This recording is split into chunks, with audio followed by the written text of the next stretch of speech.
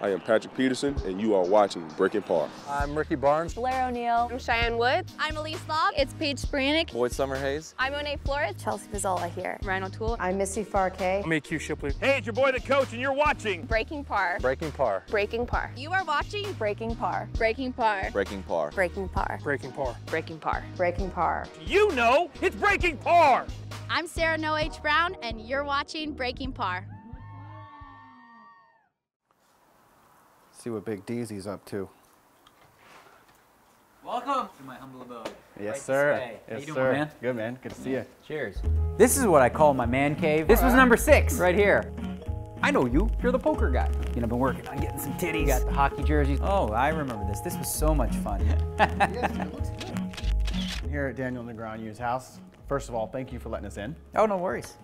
A few years back, we took a little trip to meet up with our buddy Daniel Negreanu at his house in Vegas. We sat down with Daniel to get to know a little about the man behind the cards, why he's so successful at poker, and most importantly, talk some golf. We'll get into the golf in a minute. First, let me tell you a little bit about Daniel. Daniel Negreanu, better known as Kid Poker, has 6 World Series of Poker bracelets currently. He was inducted into the Poker Hall of Fame in 2014. His public career earnings are almost $40 million, which has him consistently holding the top spot on the all-time money list of the game. And, well, let's be honest, many people regard Daniel as one of the best poker players in the history of the game. My biggest strength is my self-awareness. I have a really good understanding of what people think and how they perceive me, and I use that against them. You develop over time, over playing a lot of hands, you can figure out, okay, what types of hands they have, and then you look at them, then you get a sense for, okay, it's more likely this one. It's based on betting patterns, how the player's been playing, and physical tells. Well, there's a whole bunch of tells. They'll glance at their chips. It's a subconscious thing. They go, oops. Continuation betting, it really depends on the type of opponent you're up against. People are doing it too often with hands like Ace-6 offsuit. If you're gonna steal, you're better off with a hand like Jack-9 offsuit. You should be betting between 65 to 70% of the time. Well, the most important thing to consider when you're playing short stacked is what kind of a tournament are you in? I think a lot of mistakes players make is that they get on a short stack and panic too early. Well, I'm a big believer in the psychology of the game. I'm a big believer in the talking. I'm a big believer in showing your cards. I'm showing people cards because I want them to see what I'm doing for a specific reason. If you're in the main event of the World Series of Poker with 2-hour levels and you have 15 big blinds, you've got plenty of time. You make a big bluff on them and then you show them, that's pretty stupid. We could listen to this dude talk poker all day, but he's got a little game on the golf course too. What's your handicap right now, would you say? I know you haven't been playing much, you said. Oh, I know what my handicap is. I'm one of the only poker players in the world that actually knows his handicap. The other guys say, oh, I'm about a 15, I'm about a 20, yeah, and then they shoot 75. Whatever, I'm a 16.5 currently. The lowest I was down to was an 11.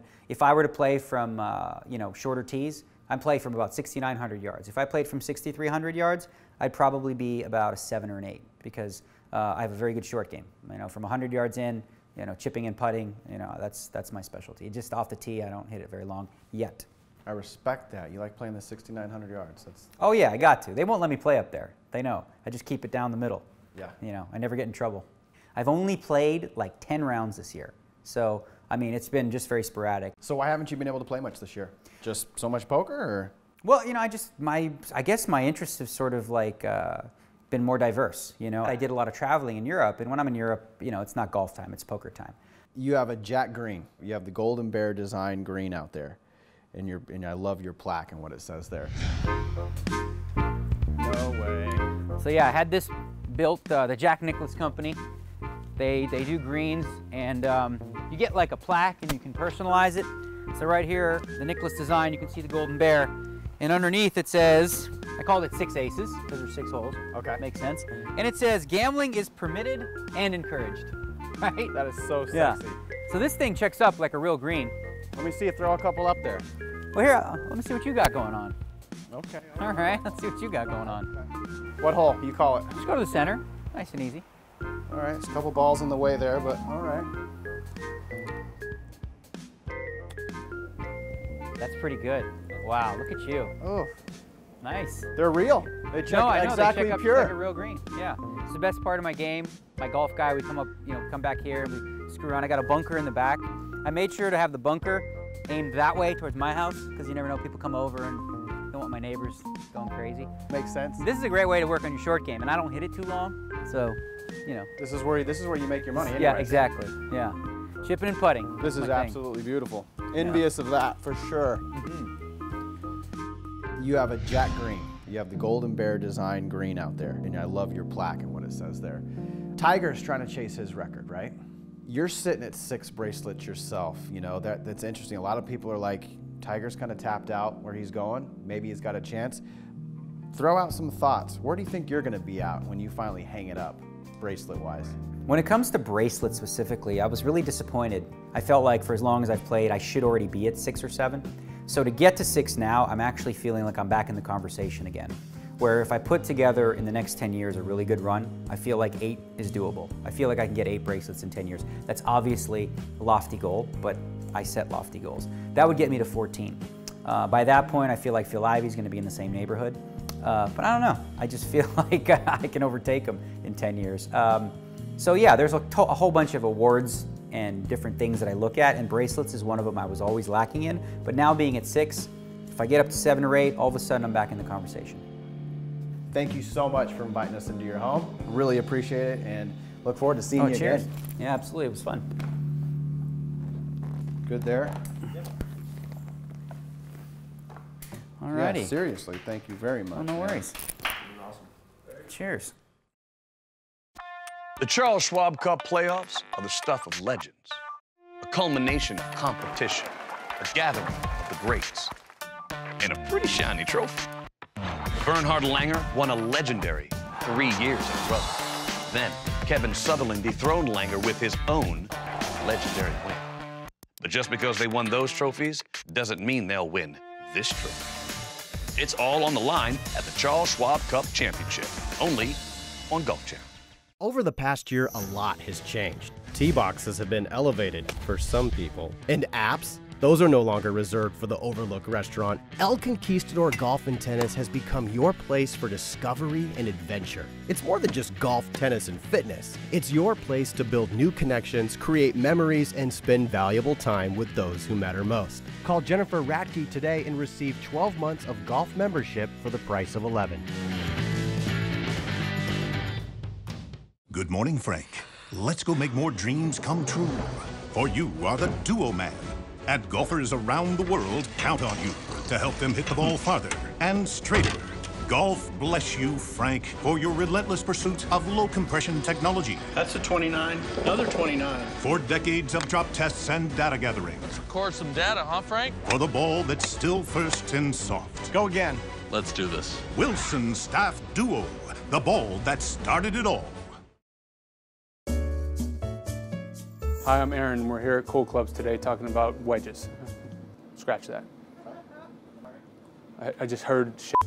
Hi, I'm Aaron, and we're here today at Cool Clubs Custom Shop, and today we're going to talk a little bit about wedges. One of the most important things to consider when you're in the market for new wedges is choosing the proper bounce for your particular shot making skills. So bounce is the angle from the leading edge to the trailing edge in correlation to the ground. The reason bounce is so important is because you want to be able to make consistent contact with the turf according to your swing. The reason they call it bounce is because the greater the bounce, the more it's actually going to hit the turf and bounce out. In our business, most people are a picker or a digger. So if you're a picker, your attack angle is going to be pretty shallow. You're going to come into the ball fairly shallow. You don't take big divots. If you're a digger, you're going to come in a lot steeper and tend to take really thick, heavy divots, and that's when high bounce comes into play. So for example, if you have a steep attack angle, you're going to want as much bounce as you can to get that club to kick out of the turf so you don't dig. So if you have a shallow attack angle, you're not going to need as much bounce because you're already coming in shallow enough to just sweep it off the ground. So again, bounce is the angle from the leading edge to the trailing edge in correlation to the ground. The greater the angle, the higher the bounce. The smaller the angle, the lower the bounce. Most manufacturers have 3 different bounce options: low, mid, and high. As you can see here, I have a low bounce wedge and a high bounce wedge. On the low bounce wedge, the sole is much thinner than on a high bounce wedge, which is going to accommodate shallow attack angles. The high bounce wedge is much wider with a lot more meat. Tailored to a steep attack angle, it's going to kick the golf club out of the turf.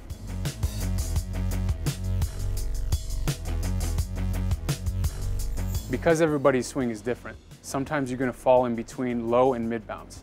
And that's what's cool about the custom shop here at Cool Clubs, is that I'm able to tailor the bounce to your specific swing.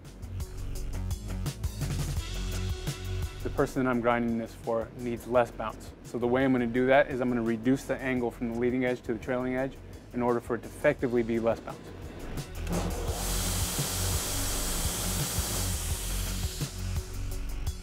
What I just did there was reduce the highest point of the wedge, which would be the trailing edge, and take that down just a little bit in order to reduce the bounce by a couple of degrees. So if you're in the market for new wedges, make sure you get custom fit and make sure you dial in your perfect bounce.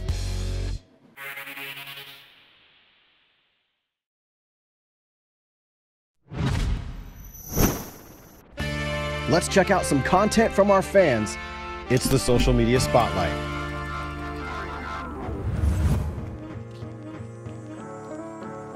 Hey, where are you going? Where are you going? The go-kart!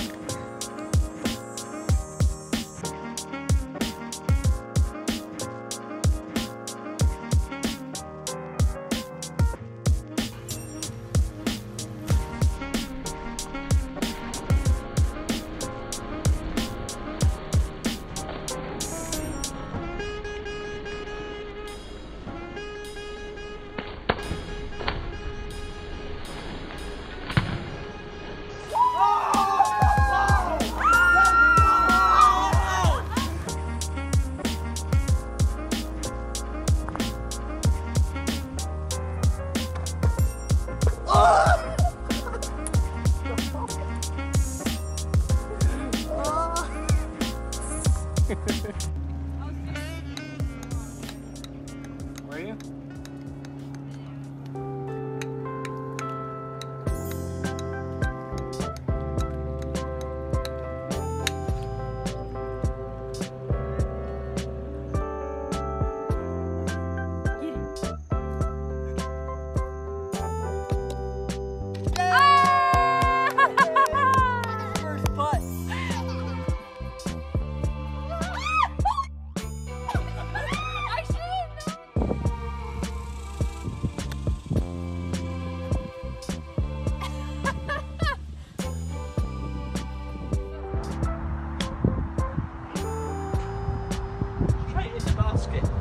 Straight in the basket.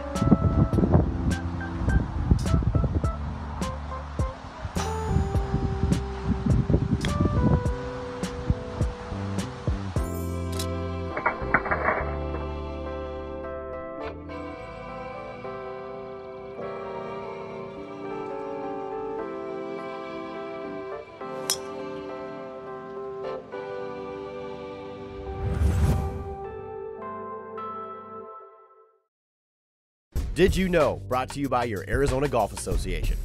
How old is the USGA handicap system? Is it A, 25 years old? Is it B, 105 years old? Or C, 65 years old? Stay tuned for the answer after the break. Over the past year, a lot has changed. Tee boxes have been elevated for some people, and apps, those are no longer reserved for the Overlook restaurant. El Conquistador Golf and Tennis has become your place for discovery and adventure. It's more than just golf, tennis, and fitness. It's your place to build new connections, create memories, and spend valuable time with those who matter most. Call Jennifer Radke today and receive 12 months of golf membership for the price of 11. Hi, I'm professional golfer Blair O'Neill, and you're watching Breaking Par. Have you seen the new hit golf show Breaking Par? Want to know where you can see all the episodes? Yeah. Go to breakingpar.net to see all the episodes. Oh yeah. While you're there, join the Breaking Par team and be the first to see new content when it drops. Might have started a new addiction. breakingpar.net, where we look at the game through a different lens. Don't touch that dial. The rustic elegance of Arroyo Grill in Maricopa is apparent the moment you walk through the door.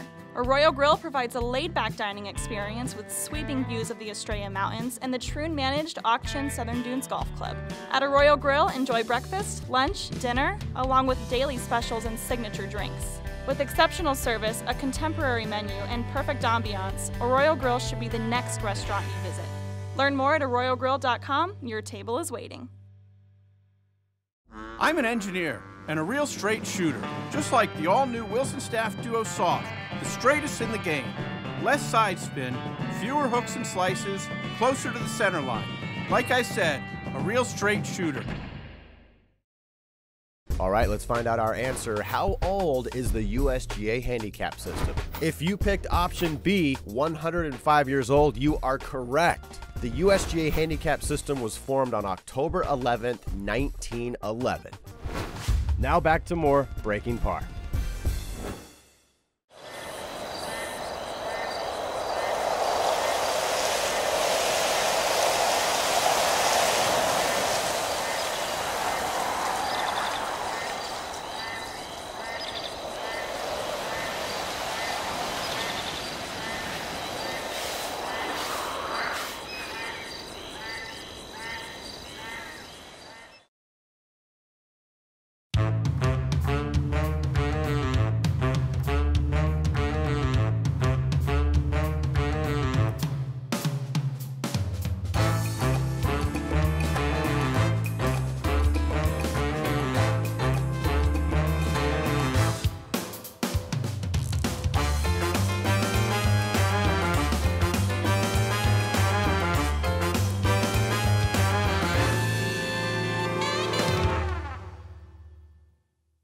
Hello, I'm Ed Gowan, Executive Director of the Arizona Golf Association, and today we're going to debunk a few rules myths. I've been in love with the rules for a long time. I worked 8 years with the Tour, worked with the PGA Tour, the LPGA, and I've done US Opens for 38 years. So it's kind of ingrained in me, and I understand why these myths will sometimes confuse people. The first one, a ball falling off a tee. It happens. Everybody says add one. Well, that's really not the case. In fact, there's a rule 11-3 that addresses it. Until a player actually makes a stroke trying to hit the ball's not in play, so nothing that happens then can cause a penalty. So you just put it back on the tee and play away, no penalty. The next myth is order of play around the putting green. Most people think that until everyone's on the green, no one putts. And the myth is unfortunately wrong, and Rule 10-2 and 10-3 cover that. Let's say I'm on the green 40 feet from the hole and my opponent is just off the green and he's only 15 feet from the hole. Everybody thinks he has to go first before I play. In fact, farthest from the hole always plays first. Okay, just to clarify, there's a difference between stroke play and match play. They're two different games. In stroke play, if you play out of turn, there's no penalty unless one player is doing something to assist another. What would be an example of that? I'm going to go first on a par 3 so you can see how the ball flies, because I'm out of it and you're right in the hunt. But in match play, if you play out of turn, he doesn't get a penalty for that. Your opponent can recall your stroke and say, that was a great putt, let's see you make it again. There was a situation in the Ryder Cup where Ballesteros did that to somebody. A young player was off the green and he had a long putt, and he looked at it and the guy chipped and he said, I don't think you were away. And the guy says, well, what do you mean? I wasn't on the green. He said, no, farthest from the hole plays first. I think I was farther. We're going to have to measure. Just got in the guy's head. The guy was farther away, but just messed with him. He had no idea. So let's put a ribbon around this one. When you're out playing with your friends, remember in stroke play, farthest from the hole plays first, even if the other person is not on the green with you. We have one final myth today, and that's the flag stick being attended. When can you have it attended? Most people believe you can't have it attended until the ball's on the putting green. Actually, that's not true. Under Rule 17, a player may have the flag stick attended at any point on the golf course, from anywhere. It doesn't really matter. In fact, he can have it held up over the hole if he happens to be behind a hill and can't see the top of the flag. But don't let the ball hit the flag stick while it's being attended or you'll get a penalty. So just if the caddy's touching it? Now, here's where you get into the decisions. Close enough to touch it. He doesn't have to be touching it. He could be 5 feet away. If he could reach out and touch it, that's close enough. That's attended. Nobody knows that, by the way. That's why I have a job.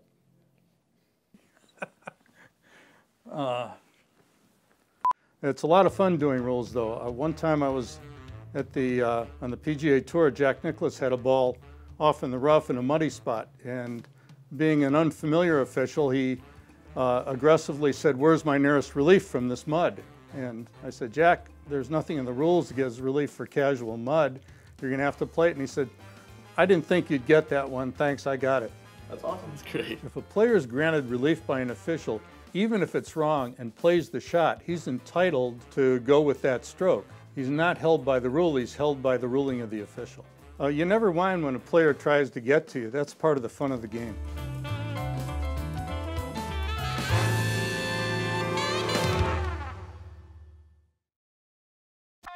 The Charles Schwab Cup playoffs are the stuff of legends, a culmination of competition, a gathering of the greats, and a pretty shiny trophy.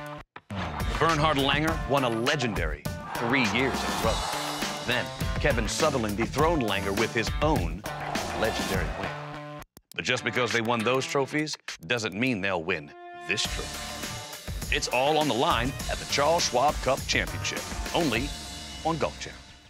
The life you've been waiting for is here, in the beautiful desert mountains of Wickenburg Ranch. Embodying a unique sense of freedom, Wickenburg Ranch is a place where everyday life is a remarkable life. A playful life. A life of luxury. A life where you create memories, not just look back on them. All in a place where neighbors not only know your name, but welcome you with a hello. Wickenburg Ranch, close enough to live away from it all. Get out here in the early mornings or in the late afternoons. One of the best things I like is just looking at the tee, standing on the tee, and seeing the views, feeling the air, feeling everything that brings the environment back into the game of golf. A spectacular mountain golf course located in Prescott Valley, Arizona. It's something that brings people back forever and ever. Yeah, I'm standing here on the 18th hole, which is our signature hole, par 5, 630 yards here. We have 5 sets of tees from 630 all the way to about 475 for the senior and the forward tees. I want to give you some of the pro tips here at 18. It's a very liberal driving area.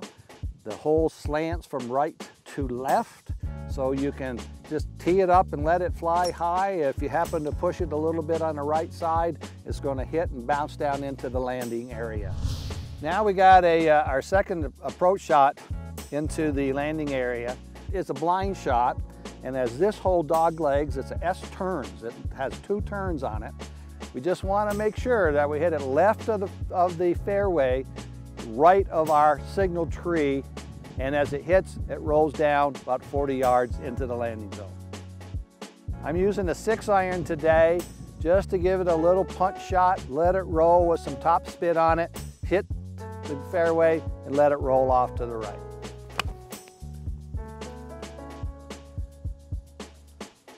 Boy, I tell you what, if I could hit a shot like that, I'd play more.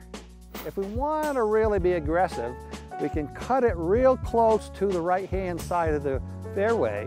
That'll have it roll right down to the bottom of the green where you just hit a little flop shot up about 60 to 70 yards in the air. There's a group of trees back in the foreground that is about 80 yards short of the green. If I aim on that line, keep it straight, it's going to hit the ground, hit the fairway, roll right towards it.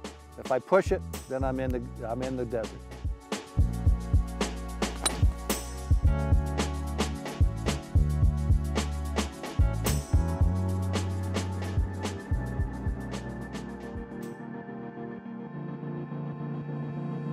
This is one of the 2 landing areas that we want to lay up to after our tee shot.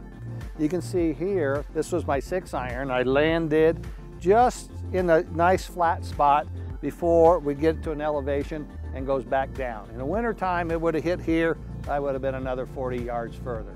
So I'm right here about 140 yards, but you can see how it's uphill, always against a little bit of the prevailing wind here. So I'm going to probably hit one more shot, one more club than I normally do, trying to get it up over top of that false front, and hopefully have a good putt for birdie. If one takes a little bit more of an aggressive line and aims more towards the right side of that dog leg, then you can use this slope and you get an extra 20, 30, 40 yards roll down into our drainage area here. Now you just have a nice, easy 80-yard flop shot onto the green.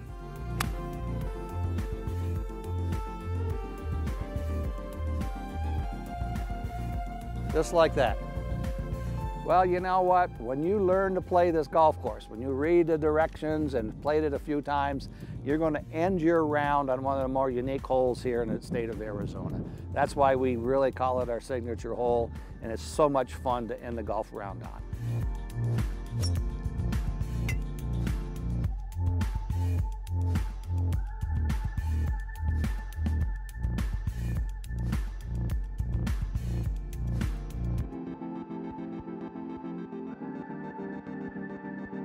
This is one of the more unique finishing holes in all the state of Arizona.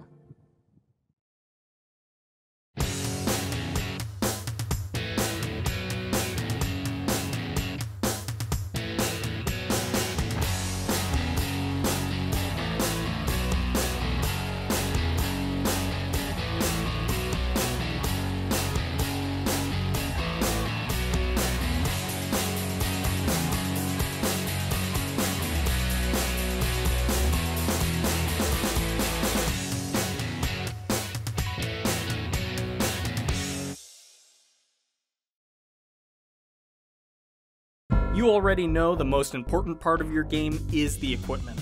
Your equipment should be tailor-fit to you and only you. So why wouldn't you get fit by the best in the industry? Cool Clubs is the future of golf. They have an advanced shaft database that complements their proprietary fitting software and gives fitters the tools and data needed to provide unparalleled service and performance. Whether you're a tour pro or an amateur player, revive your passion and insert yourself into the future of golf. Only at Cool Clubs. Your Arizona Golf Association has been serving Arizona for almost a century. Founded in 1923, it serves as the official governing body of amateur golf in Arizona. The AGA hosts over 50 golf tournaments featuring USGA qualifiers, state and city championships, and the popular AGA Golf Days. For their over 50,000 members, the AGA provides great benefits such as access, special discounts, and an official USGA handicap. Get your membership today by going to azgolf.org and get into the game with your Arizona Golf Association. If you want to be the best, you have to be able to play with the best, compete with the best. This truly is the best of the best. This is the elite future stars of tomorrow. You really have to bring your game to come and win a tournament like this. This is right on line. I hope everybody gets to experience this because this is neat. You're going to see the guys that will be on television for years to come.